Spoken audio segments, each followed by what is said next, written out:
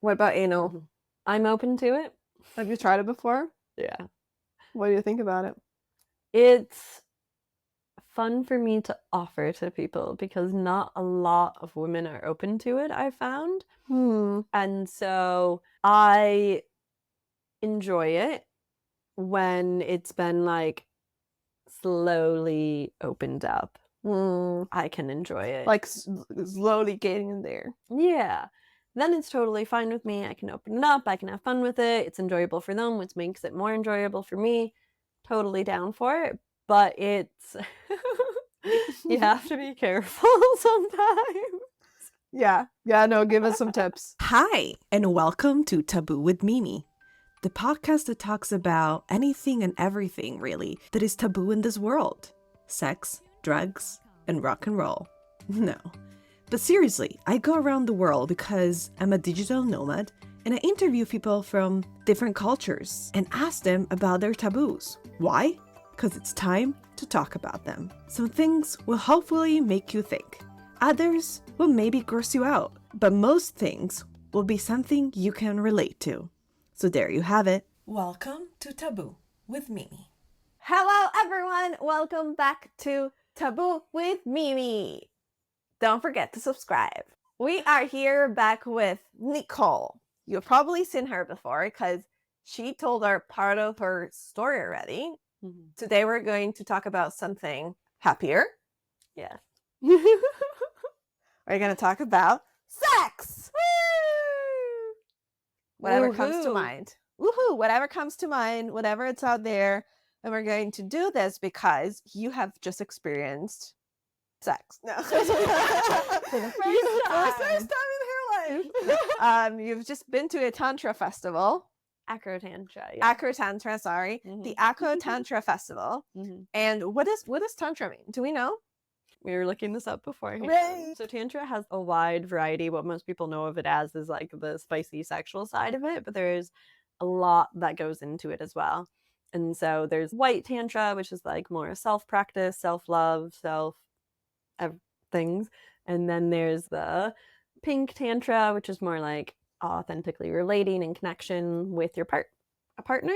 Yeah. And then there's the red and black, which is more so like the spicy stuff that we see, but it's not just fucking to fuck. It's more so like experiencing the sexual sensations and embodying that and getting that energy and creativity and really feeling into those like sexual feelings.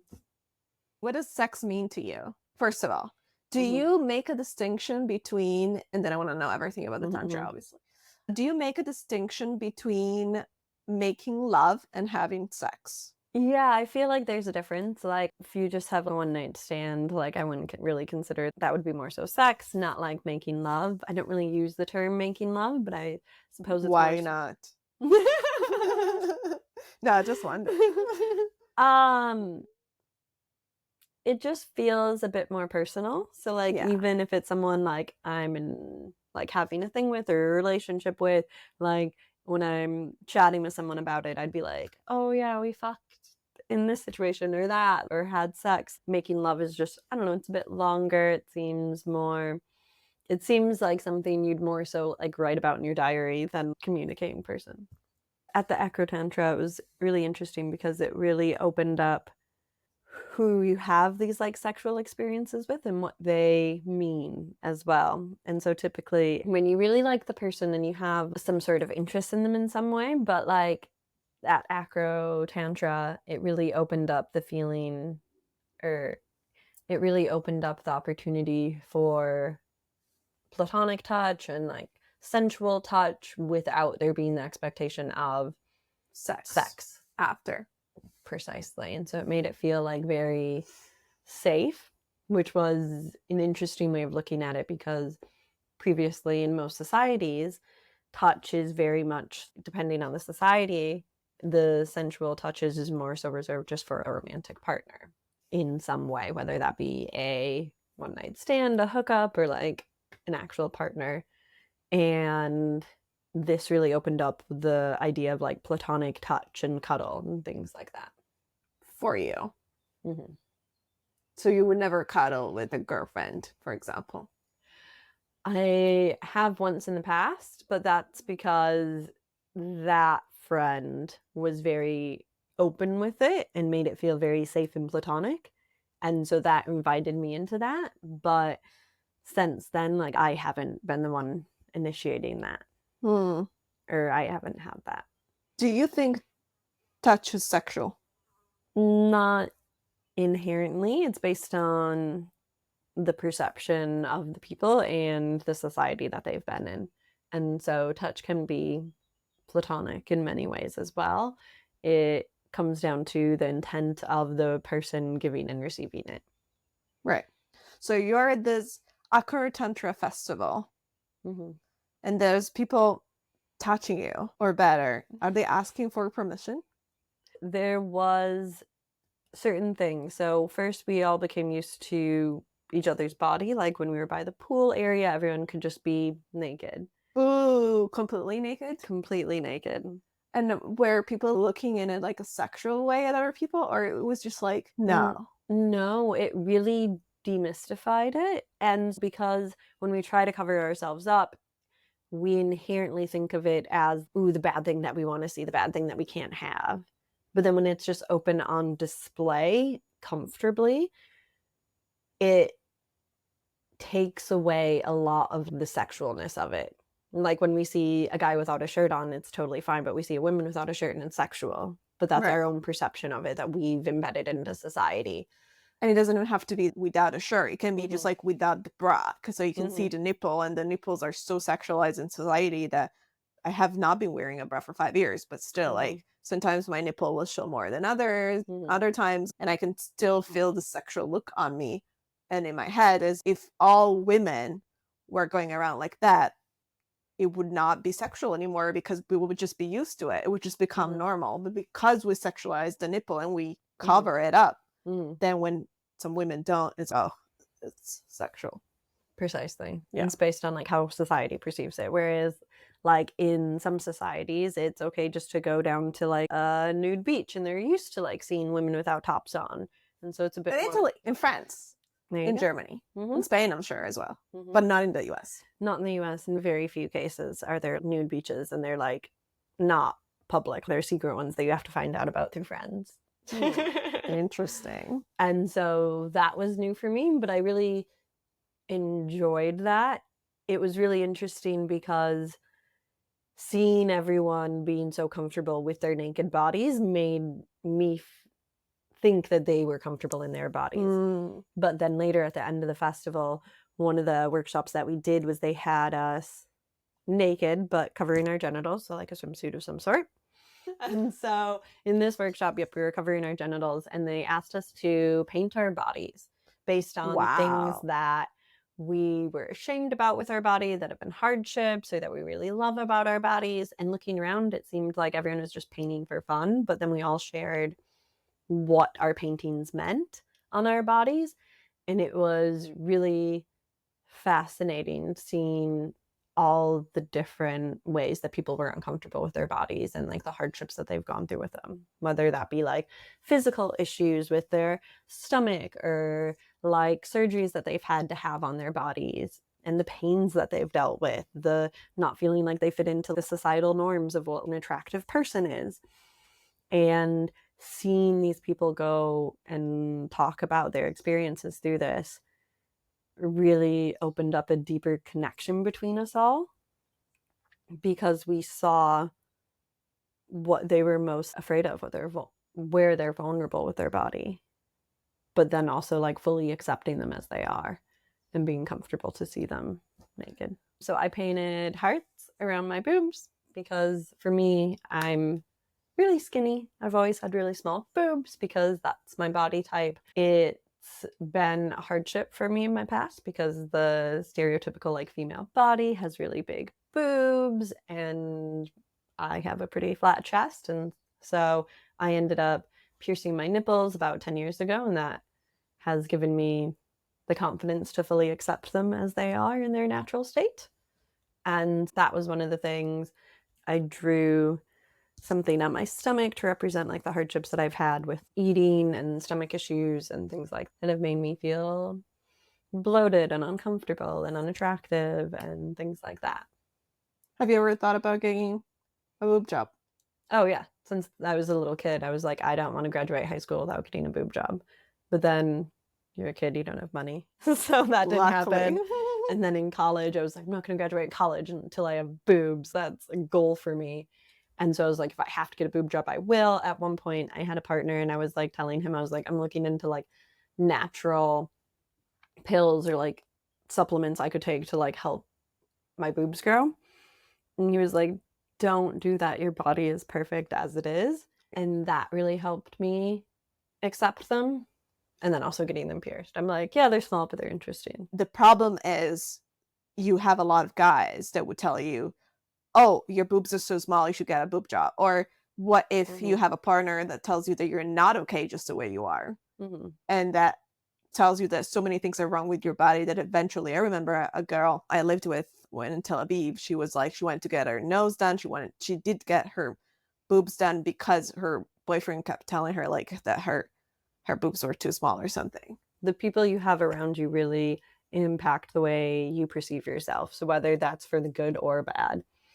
And so I had mostly received bad feedback about how small my boobs were. And from guys in general. From guys. I remember in high school in track practice when we were doing abs, the coach would always say, keep your back flat when you're doing the plank. And this guy would yell out, as flat as Nikki's chest. And then the coach would make him run a lap, but he would continue to do it every day. God. And how old were you at this point? 14, 15. That's the worst age. And so you just grow up with these things and in society, in magazines and in TV and everywhere is big what boobs. You think of at big boobs or big butts and flat chests or flat stomachs and these different things. And so you think that you won't be attractive unless you have those things. And so I always thought I was too skinny to be attractive. Interesting. But then luckily you had someone that told you that you were okay just the way you are. And so you decided not to change the way you are. Which I'm very grateful for. I'm very much a hippie in many ways, and I don't want to be putting unnatural things into my body. Yeah. It's crazy that a lot of people do decide, and even to like a smaller extent, I have put like fake eyelashes on my eyes, and that was like really bad, but also I was looking so much better.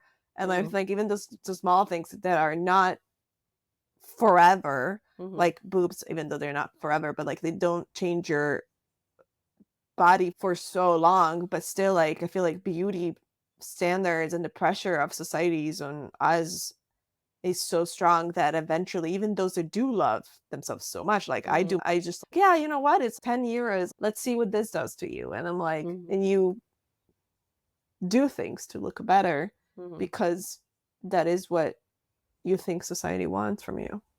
Precisely. There's always going to be an element of comparison too, even if you have accepted your body. I've now fully accepted my body in all its forms. I'm like, I have big hands, I have small tits, I'm like, I have long legs. I was like, some things I like, some things I don't like, but I've fully accepted them as me. And it's not like a negative thing. It's not something I think about anymore, which I'm very grateful for. But there's still always this like element of comparison when you're out in public and other people, it's, oh, she's more beautiful than me in this way or that way. But then you hear their stories about what they don't like about themselves. And it's everyone. But in this case, it was very interesting because I had opened up and shared about not feeling feminine enough in my body. And then someone I ended up having a sensual experience with later ended up telling me afterwards, he's, oh yeah, that position you were in, it was like so hot, so feminine. Like you had said before, you didn't feel feminine in your body, but that was really feminine. That was really hot. And it was... What position we're in? This sound is getting into the spicy side. I was bent over a small table thing with my arms tied up and my ass sticking out. Interesting. Yeah, because guys like doggy style. For sure. I never got why though. I like it. Yeah, I mean, but why do you like it though? I enjoy being submissive, and it's a very like submissive pose for me.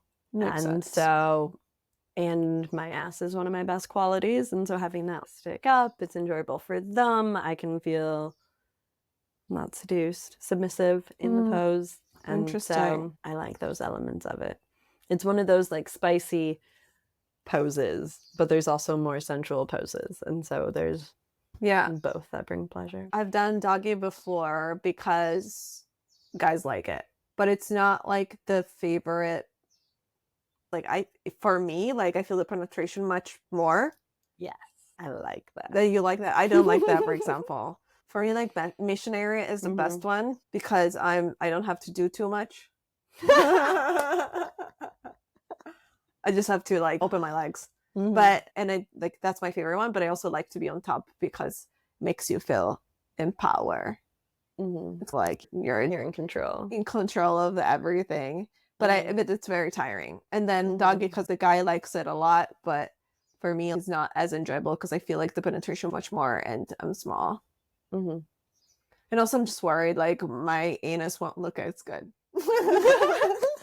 I was like, what if I have hairs around my anus? You know what I mean? Like, because I can't really see it. Fuck it. If they're already fucking you at this point. Oh, yeah. I mean, that's so funny because, like, most of women's, like, worry about, it would be interesting to have this kind of type of conversation with a guy in the room. But, like, a lot of what women worry about in that moment, guys, like, don't give a fuck. Who worry about a little bit of hairs and the guys are usually like, oh, whatever. Like, if they have a woman there that is, like, ready to have sex, guys are so basic in this sense. Like, they just want to fuck. They're just turn them off. That's all the cute little panty. No one cares about the cute little panty. If you're, like, clean enough. But I'm sure there's, like, guys that even if you're not clean, they would still go for it. Yeah. Just because, like, they have this, like, primordial instinct that they just need to fuck. Like, need to empty their balls. Whether for us, it's different. I feel like for us it's a lot. Like you need the foreplay. We were talking about foreplay before. The other day. Yeah. Foreplay is important. or what did you say? Like the free play? Pre-play. Free play. Foreplays are super important. Like the whole Tantra thing, workshops or whatever that you're describing, to me, it sounds like the perfect foreplay.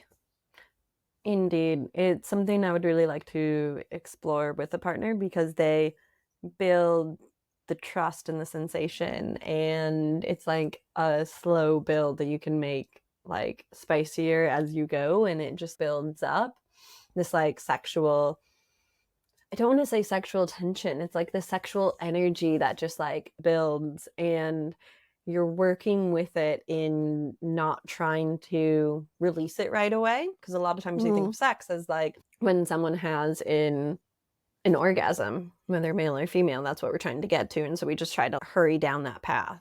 But really playing with the softer touches and feeling and building it up and not trying to rush things, just trying to have fun with it. Describe it more. One of the workshops that they had us do pretext, there was always at the very beginning this foundation of boundaries and respect. So super important. Very important. And with this, it was you're responsible for your own boundaries. One, figuring out what they are, and two, communicating them. But also it's on the other person to communicate their boundaries and respect yours as well. If you ask for something, the other person has the right to agree or reject it. And if the request is rejected, you have to accept it openly and respectfully. And so the statement was, thank you for taking care of yourself. And so it made it a very safe environment. And so in one of the workshops towards the end, after we had built some deep connections and things like that through authentic relating, they had a workshop that was like consensual touch. And so we were with one other person. Were you naked? No. What were you wearing? For me, I think I was just wearing regular clothes in this situation. Okay. And then when it was my turn, I took off my shirt when I felt comfortable. You always had to have your genitals covered? Always. Not always, but in this workshop, you had to have your genitals covered. Okay. But you could take off anything else. And you started with just one other person.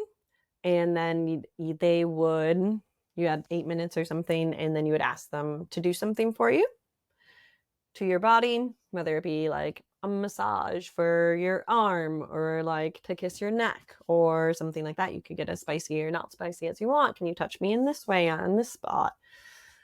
And so you ask for it, and then they can either agree, reject, or make adjustments, like for how long, or can I do this instead, things like that.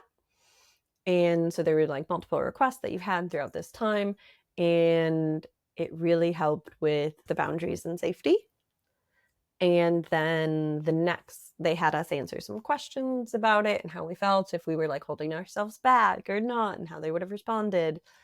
And then next we went into a bigger group. So we had 4 people. And so then you had 3 people that you could ask to touch you in different ways. So you had 3 people touching you. And there were like people like men and women that didn't matter. Mm-hmm.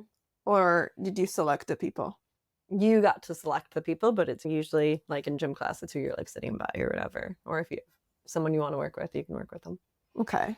Mm-hmm. And so in our group, it was 2 men and 2 women. Balanced. Nice and balanced. And they really specified the difference between sensual touch and penetrative touch.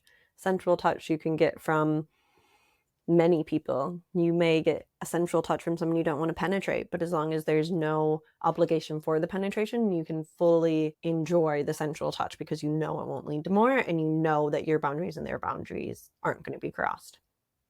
And so you can really enjoy it, because part of our lack of enjoyment is not knowing if the other person is enjoying it, if they're doing it just because you want them to, or worrying that they might go too far or things like that. And we can't fully just sit in ourselves and enjoy it. And so with this clear communication, we were able to fully enjoy the experience and have multiple people sensually touch you at the same time. Where did you ask the people to touch you? I had someone massaging my legs, someone massaging like my backs, and then I had the other female like massaging my boobs and kissing my neck. Female. The men that I was with in the group, I didn't feel a like sensual connection with, and so there was a limit to where I wanted them to go with it. But with the female, there was a bit more of an attraction. Even I wouldn't want to fuck her, but she was absolutely beautiful, and I wanted her to play with my tits. And yeah, why not? Mm-hmm. Okay. And then when you were done with this, what happened? Everyone had their turn, and then the workshop. Wait, but I have a question. What if the guy that you say you did not have a sensual connection to, he was like, can you please massage my ass? Then I can just rightfully say no. I would not feel comfortable with that. Okay. And then they would say, thank you for taking care of yourself. And then we would move on to the next thing. What would people ask you to do? For us, for the other female asked me to massage her boobs, which was fun for me. I've never really played around with boobs, and not really having big boobs myself. Right. I was really excited. We don't play with our boobs. We don't play with our boobs. And mine I just touch them to check if there's cancer. No. Is there any little something? Safety first. Yeah, I'm massaging my boobs now. But she had beautiful boobs, and so I was like happy. It was one of the things that was so beautiful. They're so beautiful. Beautiful. And so I was like actually interested in playing around with them, and then she gave me the opportunity, and so I took advantage, or I didn't take advantage of it. I enjoyed the opportunity. You enjoyed it. Cool. And then the guys, what did they ask you? It was mostly massages and like sensual touch on the arms and chest and things like that. Some pulling of the hair. Okay. Interesting. There were some couples there Were too. there areas where people could fuck?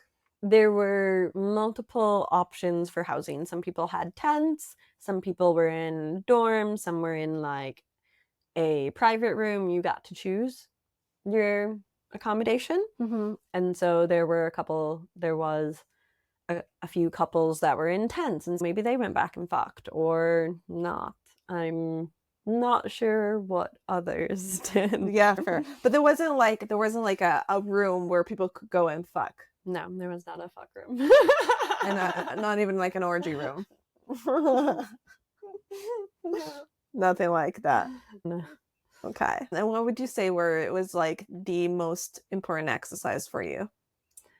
I think it would be a combination of the authentic relating and like the deep connections that we had with people. And then that workshop that I just talked about was really powerful for me because a couple years ago I had a situation where my sexual boundaries were crossed. And so I've had a bit of trauma coming around from that with touch in general, especially like touch from men, and a lot of fear around it. And so I've healed a lot from it, but like the touch aspect was still scary for me. And Yeah. so having a situation where I could ask what was within my boundaries and felt safe, and having those boundaries respected was really powerful. So who would you recommend it to? It's something like a Tantra workshop. I know this was acro as well, but would you recommend a Tantra workshop to people? 100%. It can help you process through a lot of different things, whether that be sexual or not sexual, because it helps you understand your own boundaries and limitations. It allows you an opportunity to put yourself out there and be rejected or accepted, and it allows you to play around with so many different things that we go through in our everyday life, but in a different context that feels safe and a bit more playful. Were you ever rejected sexually? At the workshop or In life? in life? Yeah. Do you want to elaborate? Do you want to tell us about it? I'm trying to think of any. I was like, because like sometimes I talk to people like, no, I was never rejected. I'm like, how old are you? There's been times when I've been broken up with in a relationship or like ghosted or things like that, and that would be a form of rejection, I would say. Yeah. That was a big thing for me to deal too. In historically, most of my like longer term relationships were me ending it. And then the first time that I was broken up with, it was in like a serious relationship context. It was a lot harder for me to get through that. It damaged my self-worth more than I expected it to. Yeah. I saw the relationship for what it was. We jumped into it quite quickly, and so and the situation was hard. It was long distance, things like that.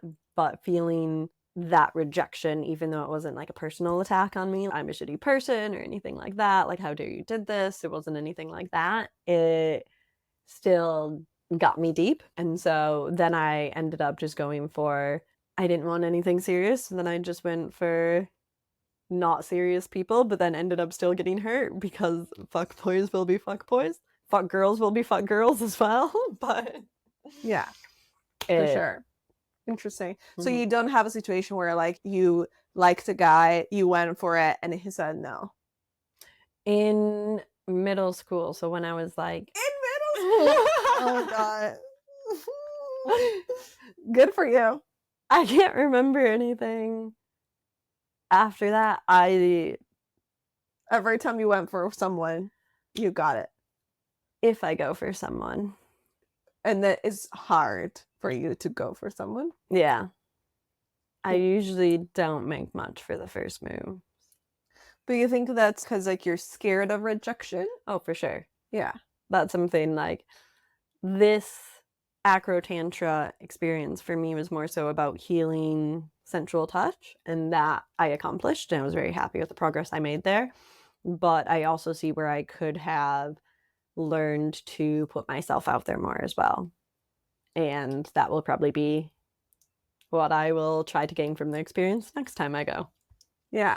I think like rejection is like a very common fear for a lot of us, which is why like we don't do many things. We don't go for that person that we think like we like because we're scared like, oh, he's like, we even think like he's probably not interested, and vice versa. I'm not saying just for women, even though I feel like for women is a little bit more different than for men, because I think, I don't know, men are maybe more inherently risk takers. They just like go for it, and then they just got rejected. Whether women are more, I don't want to generalize, but I've seen a lot of my girlfriends, especially, we calculate things more like almost like, what is the percentage that guy likes me back? So if I do that, reading into every detail, let me send some signals first and see if there is any reaction And I think I've done that like multiple times before, unless the guy is like very clear and is like very clear that he likes you. Sometimes like you don't know and you're scared of rejection. I remember for me it happened just once, I think, that I got rejected. And I just liked this person and I didn't know how to tell this person that I liked him. And then I think I sent him like a message that was a little bit more direct, because also like we're scared to get rejected from guys that are like fuckboys somehow, because like we know there could be fuckboys, because again it's all like about the guy that is like very sure of himself and knows he likes you, he's going to tell you. But those that play games like might tell you that they like you one day and the other day maybe like he's like after someone else or something, so then like you're feeling confused or like distant the back and then forth. one day is playing the games, come on. But anyways, yeah, so like I was sending him a message, like I sent him this message saying what, something like because he was about to get a ride for me to go home, and then last minute he decided not to get the ride with me to go home. And I sent him a message like, oh, too bad, because I would have asked you to come over or something like that. And he just didn't respond to that or something. He was like, oh, okay. I'm like, all right. And then it was awkward. How did it feel for you putting yourself out there like that? But it was like half putting myself out there, because I was like, oh, if you'd come with me, I would have asked you, but you didn't. And therefore it didn't happen. So it's calculated still. That's why we all like confidence, right? We like confident men that come up to you and tell you like this, hey, I like you. And I think men probably like women that go up there with confidence and like, hey, I like you. Yeah, for sure. It makes it easier on both sides. Like it's a thing of, it's not playing the game. Right. Do they like me? Do they not? What's going on? It's just the clear, straightforward, oh, this person likes me. Okay, how do I feel about them? Yeah. Rejection is so hard though. Rejection is very hard. Why? So, psychologically speaking. now you're entering into the science podcast. Thank you all for listening. So, back in like our literal nomad days, the real nomad days. When we were nomads. Not just digital nomads. The nomads. Society was in groups. You had groups of people, like groups that were your pod that you would travel around with. And if you did something to get rejected by that group and get kicked out of that group, it was literally a death sentence for you. It was so hard to survive by yourself in those times. And we became so inherently attuned to this feeling of rejection because of that life or death situation. And our bodies haven't adapted nowadays to feel rejection in a smaller sense. Yeah. When we do get rejected, although you get rejected by a partner or by a friend you're chatting with or a job or this or that. Parents, by anything, it siblings. Still feels so much. And it hurts so much to the point that we can actually take painkillers to reduce the symptoms sometimes. It's an actual physical sensation in us. Yeah, it's crazy. Mm-hmm. It is. And then I feel like it's absolutely biological to a certain extent, because we all want to fit in. And it makes sense that we as social creatures, human are social creatures, which means we work in packs, basically. Yeah. That's who we are. We're animals at the end of the day. And so it makes sense that they want to be accepted by the group. But yeah, very relatable, I guess. I want to know your best sex ever. Oh, wow. There's like a top 5 people, but the actual experience I feel like is hard to like pinpoint. Really? Yeah. Yeah, because you had multiple. That's good. Good for you. You had many. Do you want to tell us one of the many? I think for me, it's not about the actual physical experience. There's good sex, but then like good sex combined with a good connection, of course, really makes things like top notch. And so for me, it's when I have this like really deep connection with someone, and also we enjoy the same things in the bedroom. So different kinks. So as I said, I like being submissive, so being tied up or held down, things like that are a turn on for me. And so doing those things helps, even to a small degree or large degree, really enhance those sexual experiences for me. Yeah. And so there's been a few times where, like, with some of my ex-partners, where we were so deeply connected and the sex was so great, it felt like in the moment, like our souls were becoming one, if that makes sense. And it was just like a mutual experience of pleasure as opposed to two bodies doing something. Yeah. I was also a bit high. On what? Just weed. Yeah. Okay. Yeah, definitely. That makes sense. Mm-hmm. Yeah. Connection can be really, I think connection is everything. Mm-hmm. But usually for a lot of people would say also, yeah, it's a combination of the before and the during and the after. Yeah, with those situations, there's definitely like a lot of pre-play. There's a lot of pre-play, pre-gaming. Pre-gaming. Yeah. And if I come first, that really helps me enjoy the rest of the experience a lot more too. Oh, really? You want to Mhm. come first? Mm-hmm. Interesting. Because I feel like usually sex ends when the guy is done, Mm-hmm. when the guy comes, and then maybe if you're lucky, the woman will come too. Mm-hmm. With this too, women and men we go through the same cycle of sex and the phases. So there's 4 different phases of sex. There's like the build up, the plateau, the peak, and then the come down. Right. And so for men, the come down is so much greater than it is for women, and it takes them longer to get back and start up again. Whereas females can have, as we know, can have multiple orgasms in like a short amount of time.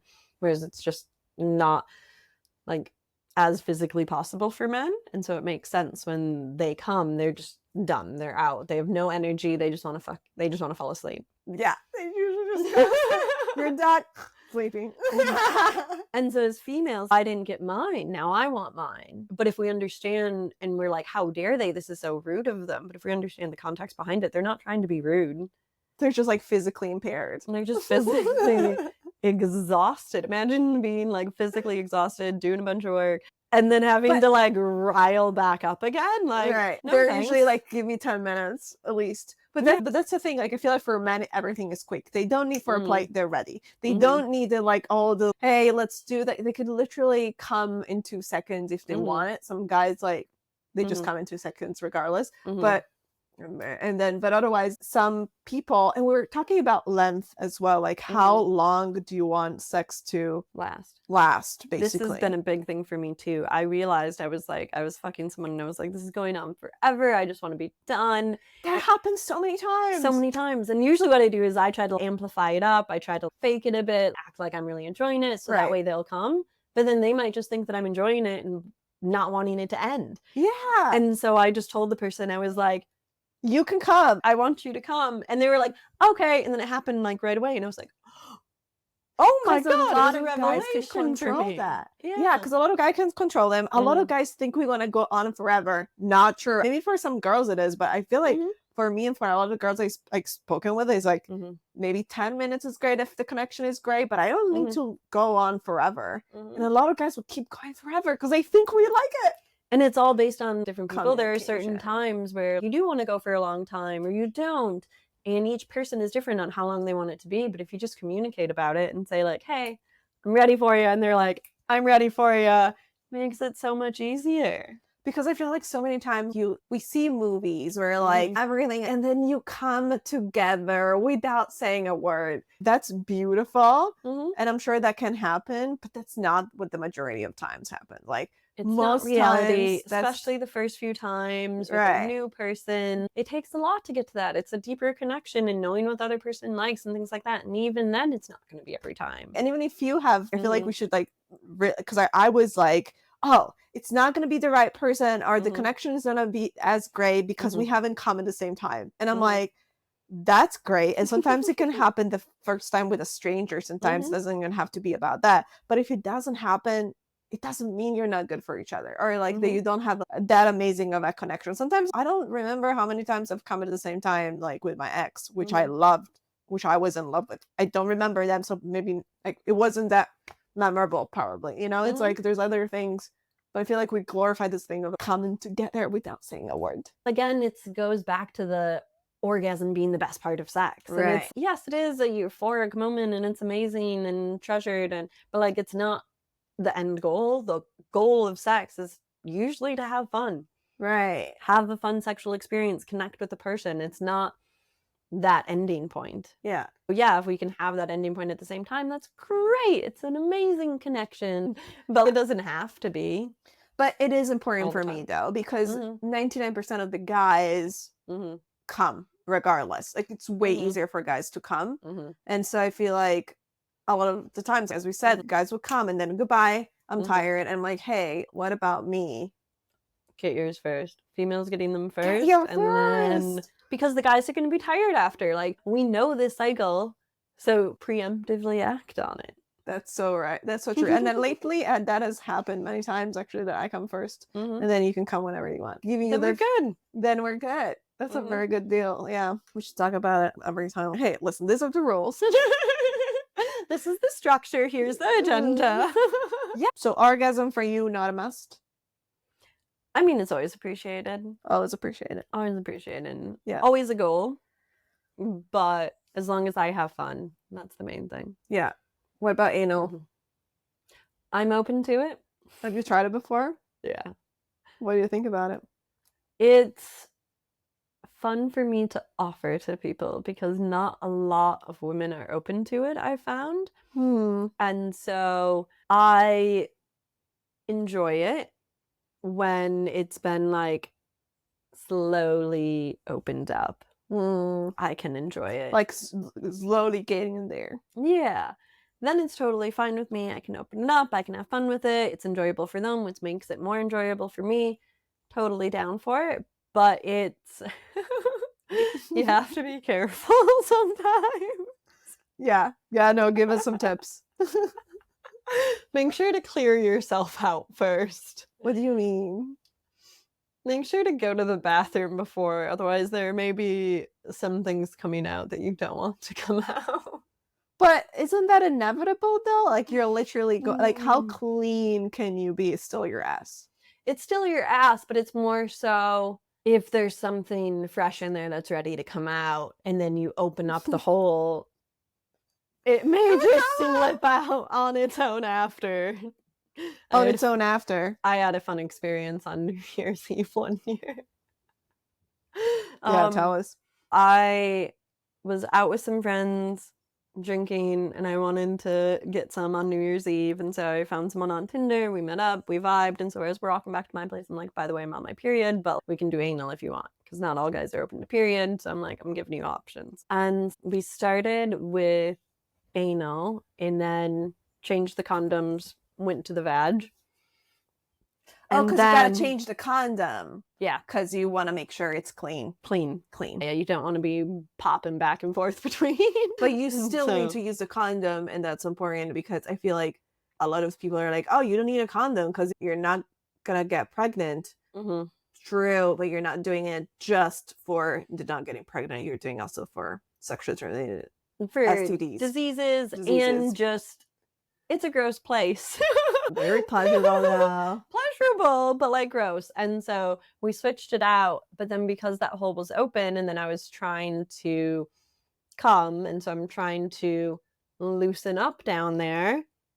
Right. There was a bit of Something that came out. something that came out. I'm so scared of it sometimes. I have never done anal because Mm. my ex wanted it so much and I wasn't ready for it, and he Mm. pushed for it so much that I was like, I don't know if I want this. And Mhm. also because every time it would just like even put a finger, it would Mhm. have been, it was amazing, but it was Mhm. so strong that it was just Mhm. like scared, would have been too much. Yeah. But I like even just the one finger, it's really enjoyable. But so I was wondering, like, it's probably really good, but it's like, I think I'm small, so I think like my hole is small. Then was it painful in the beginning? The first few times, yes, but then when you're relaxed, it just opens up easily. If you have to stay relaxed during it, otherwise it's going to be painful. And it's still going to be a bit painful anyway, but I enjoy a bit of pain. For me, that's not a big negative. It's Right. just making sure that there's enough pleasure beforehand that I can be relaxed enough to have that. Yeah. And that's the only time I've ever had that. Out of the maybe 10 times I've done anal, has something leaked out. Right. But that's what I'm so scared of. I was like saying, like, a lot of the times, like me, like 99% of the time, I would come if someone goes down on me, basically. And then, like sometimes there's like, you gotta kind of push out the orgasm. I don't know how to describe it, but like You have to tense it out. yeah, exactly. And sometimes when that happens, I'm so scared that I'm gonna poop. Literally. It's never happened. I have farted one time, I think. I have farted a few times. Yeah, Because 'cause you're you're trying like- to get it to come, because you're trying to tense up down there Yeah. to open up the pelvic floor without opening the back door. It's like very close muscles that tend to work in tune together. And so it's hard to stress or relieve one without the other. Correct. So like sometimes I'm worried, especially, but then if it happens, it's like it is what it is. Hopefully it was someone that doesn't care. This person was like, yeah, I'm done anyway. And I was like, yeah, cool, peace. And then Peace. Never seen him again. texted him the next day, and I was like, hope the rest of your year is less shitty than last night. And he was just like, he had a good laugh, I had a good laugh. Never saw the person again, but we probably wouldn't have anyway. Make a good joke of it, have fun. If someone's going to judge you for that, if someone's judging you for shitting a bit during anal, they probably shouldn't be having anal. or they know nothing about anal. Yeah. If it comes on their actual dick, sure, you can freak out about that. But other than that, it's just like the natural body. Yeah. But how hot is it when those things happen and the guy just reacts like, whatever? Because I can feel like you freak out because, oh, fuck, something like this. Or maybe you fart. Or maybe you have something coming out of your vag. I don't know. Like period blood or something. And you're so embarrassed. And then they're just like, no worries, you rest. Let me clean this up. And you're just like, my nice shiny armor. Exactly. Because there's like nothing better than like when you feel like you're embarrassed, but not for yourself, for the other person. And the guy's just like, don't worry. Hot. So hot. I'm like, okay, let's keep going. Yeah, I can do more. It's those things that are like the foreplay. It's that sense of connection between the person that like makes you trust them more. And that is like a huge thing. Like the connection outside the bedroom can play a lot in the connection inside the bedroom. Fair. Okay. I think we've said enough. Yeah. Is anything else you want to add? There's a few things about Tantra in general and the acro Tantra that I would like to just clear the air about. A lot of people think it is just about like, it's just a big orgy or this or that, but it's really about like creating these deep connections with people and exploring your sexuality and these sensual touches and things like that. And so things do get spicy. But like it is an orgy. I mean, but not in a bad way. There are points that are orgy-like, and it depends. Like at the end, there was what they call a temple night. And so there were different stations that they had. There was like a cuddle puddle. There was a place where you could go just to sit and think by yourself or chat. There was a central touch area. There was a kink area with like whips, and you could tie people up and things like that. And so you got to create your own adventure with it and play with who you want and ask if someone wants to play. And it wasn't just the one-on-one. Would you have wanted to get tied up? I did get tied up. Yeah? How? Oh, whether you said it with your wrist. Yeah. Just with the wrist? Down.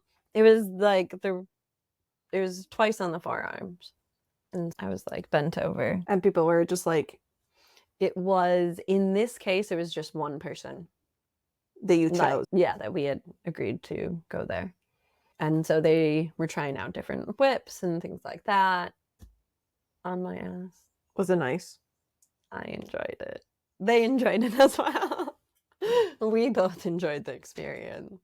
But it wasn't sexual. It was sexual, but it wasn't penetrative sex. Mm-hmm. Yeah, it was sexual, but we both had things covering our private parts.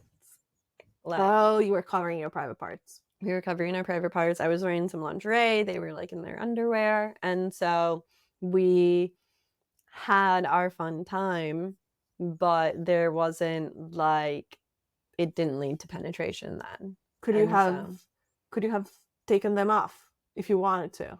in this temple, no. There No. are rules that each temple can set. Some of them allow oral sex, some of them allow penetrative sex. This one, based on the community that was there and what was set by the moderators, said no penetrative sex, no oral sex, and you have to keep something covering your genitals at all Got it. times. And then if you wanted to leave and take that experience further and have that penetrative or that oral sex, you just had to leave with that person.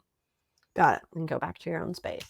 And Got so there was that, but it was also really interesting because it's playing around with multiple people touching you too as well. And so if you think about the pleasure that you can get from one person, and if when you're getting a massage, I don't know if you've ever had this, and you're sitting there and you're like, how many body parts are they touching me with right now? Like it feels like there's gotta be two people there, but there's only the one, and they're touching you maybe with their like elbow in their hand or something. Yeah.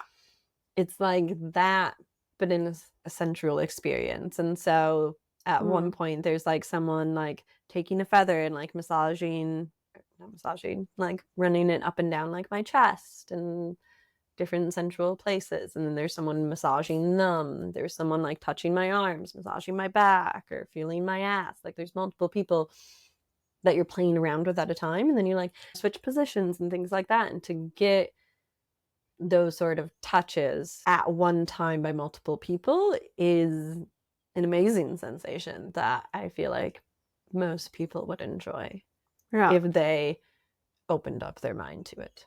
Because not everybody would be like up for it. Like for me, like up until now, I'm like, I don't know, because I do not enjoy touch from strangers. I'm not attracted to, or that I don't have a close relationship with. I've just realized, yeah, because that seems invasive to me. And I was the same as well, but through this experience where you're connecting with these people and you're living with them basically for a week. And so you're really connecting with them. And there is the difference that they specified between the sensual touch and the penetrative touch. You can enjoy sensual touch from someone that you wouldn't want to have penetrative sex from. And they have that clear separation between them. And everyone knowing that it wouldn't lead to that makes it feel like a safer situation in general. Whether you're attracted to the person or not, it just feels like a safer situation to be able to play around with these sensual touches. Did you have sex while? No. No? Not me. Not you? Mm-mm. You just didn't feel like? There wasn't a connection that I would have wanted to explore that with there at that time. Like it would have been just for the sake of sex, for example. Precisely. And so even though there were a few experiences that I may have, it just didn't feel right. I was happy with the experiences I had and enjoyable, but I didn't feel the need to take it further. Yeah. So you can also go to a Tantra workshop and stuff and not have sex, which is something important people should know. And for me, that's what I felt comfortable with at that time. For me, sex is still something a bit more sacred to me. And I only want to do it with one person I really connect with and things like that. And the sensual touch was what I was trying to work on and focus on and healing that side of it. Whereas like sex is different for me. Yeah. Interesting. Cool. Depending on the situation. Yeah. Interesting. Okay. Nicole. That's my roundup. Thank you so much. If you want to look up a Tantra festival, no. The next one is on, we have no idea. We can link the Acro Tantra Instagram in the description and things like that if you guys want to look into it. Yeah, we're going to get 10%. No, there's no affiliates here. No. But yeah, thank you for sharing your story and opening up with me, you, and hopefully thousands of other people out there. Thank you for listening to my orgy experience. Thank you all for listening. Don't forget to like, subscribe, share. You do you. It's free, but it helps me a lot. You get to learn when the next new episode is coming out that you can jump in and listen right away. Exactly. I'll see you soon. Thank you all. Bye.